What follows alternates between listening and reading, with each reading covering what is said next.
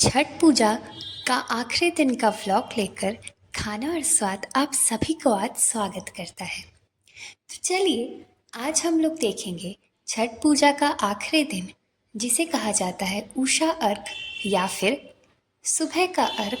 इसमें क्या क्या होता है, कैसे होता है, सब कुछ बताऊंगी। तो संध्या अर्घ के बाद शाम को आने के बाद घर पे महाप्रसाद की बनाने की तैयारी चल रही थी। सब लोग लगे थे महाप्रसाद बनाने में, और महाप्रसाद बनाने का ये नियम तो पक्का है कि घर वालों का सबका हाथ इसमें लगता ही है, क्योंकि ये एक तो महाप्रसाद है और ये सबके प्यार से बनता है जो भगवान को भोग लगता है। इससे पहले मैं आप सभी को बताना चाहूँगी कि आखिर छठ पूजा मनाया क्यों जाता है। तो कार्तिक मास की चतुर्थी तिथि नहाय खाए से लेकर सप्तमी तिथि उगते सूर्य को अर्घ देने तक का छठ पर्व मनाया जाता है।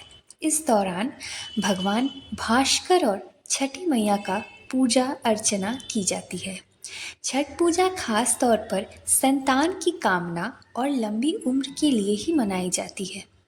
छठी मैया सूर्योदय की बहन है और इस पर्व पर इन दोनों को ही पूजा अर्चना की जाती है।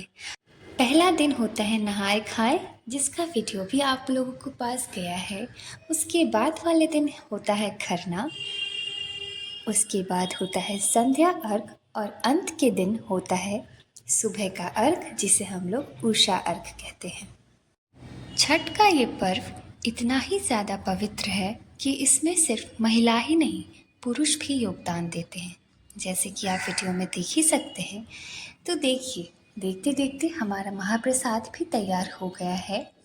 और वीडियो देखते देखते मैं आप सभी को ये निवेदन करूँगी कि अगर आपने मेरे चैनल को सब्सक्राइब नहीं किया है तो ज़रूर एक बार कर लें, क्योंकि आपको इस तरीके की सुंदर सुंदर अच्छी अच्छी वीडियोस मिलती रहेंगी। तो वीडियो में चलते चलते आइए पुराने से उठाई हुई एक कहानी मैं आप सभी को प्रस्तुत करती हूँ। पुराणों के मुताबिक राजा प्रियंवद को कोई संतान नहीं था। महर्षि कश्यप ने पुत्र प्राप्ति के लिए यज्ञ कराई और यज्ञ आहुति के लिए बनाई खीर प्रियंवद की पत्नी मालिनी को दी। बाद में मालिनी को पुत्र हुआ, लेकिन वह मृत पैदा हुआ। प्रियंवद बहुत दुखी हो गए थे। उसी वक्त भगवान ब्रह्मा की मानस पुत्री प्रकट हुई। राजा ने पूछा कि आप कौन हैं? उन्होंने कहा, सृष्टि के मूल प्रवृत्ति के छठे अंश से उत्पन्न होने का कारण मैं षष्ठी हूँ। राजन, तुम मेरी पूजा करो और इसके लिए दूसरों को भी प्रेरित करो, तो तुम्हें इस दुख से मुक्ति मिल जाएगी। इसके बाद राजा ने पुत्र इच्छा से देवी षष्ठी का व्रत किया और उन्हें पुत्र रत्न की प्राप्ति हुई। तभी से षष्ठी यानी छठी मैया की पूजा होती आ रही है। एक और कथा मैं आप सभी को सुनाना चाहूँगी, सूर्य पुत्र कर्ण की छठ कथा। तो इसमें यह था कि एक अन्य मान्यता के अनुसार छठ पर्व शुरुआत महाभारत काल से हुई है। सबसे पहले महादानी सूर्यपुत्र कर्ण ने सूर्यदेव की पूजा शुरू की थी। कर्ण बिहार अंग प्रदेश वर्तमान भागलपुर के राजा थे और सूर्य और कुंती के पुत्र थे। सूर्यदेव से ही कर्ण को दिव्य कवच और कुंडल प्राप्त हुए थे, जो हर समय कर्ण का रक्षा करते थे। कर्ण भगवान सूर्य से परम भक्त थे और वह प्रतिदिन घंटों कमर तक पानी में खड़े होकर सूर्य को अर्घ देते थे। सूर्य की कृपा से ही वह महान योद्धा बने। आज भी छठ में अर्घ दान की यह परंपरा चलती आ रही है। तो देखिए, देखते देखते हम लोग भी वीडियो में आगे बढ़ गए हैं और आप देख ही सकते हैं कि हम लोग भी आ गए हैं सूर्य अर्घ देने के लिए घाट पर। और घाट पर हमारा जो अर्घ था उसे हमने अच्छे से सजा लिया था और आप देख ही सकते हैं कि घाट पर कितने भक्तों की भीड़ लगी हुई थी। सब लोग छठी मैया का दर्शन करने के लिए, छठी मैया से अपनी आराधना करने के लिए सब लोग खड़े थे।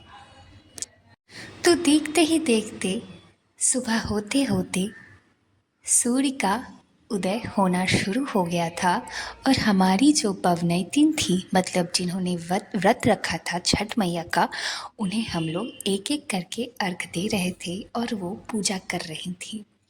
देख ही सकते हैं आप, हमारे पूरे परिवार यहाँ पे शामिल थे और हम लोग पूजा कर रहे थे। तो यहाँ पे आप देख ही सकते हैं कि यहाँ पे अर्घ दिया जा रहा है। तो अर्घ देने समय ओम आदित्याय नमः, ओम छठी मैया नमः मंत्रों का जाप करें। दूध, गंगा जल और अन्य सामग्री को कटोरे में या फिर लोटे में मिलाकर सूर्य देव को अर्घ दें। अर्घ देते समय मन में सूर्य देव से अपने परिवार की सुख, समृद्धि और अच्छे स्वास्थ्य की कामना जरूर करें। अर्घ देने के बाद सूर्य देव को प्रणाम करें, उनसे अपने परिवार और सुख समृद्धि का कामना करें।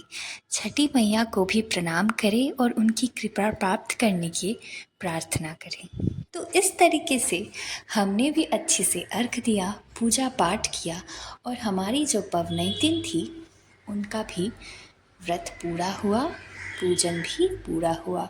और इस तरीके से कुछ नियम पालनों का उपयोग करते हुए पूजा की समाप्ति होती है, आप देख ही सकते हैं।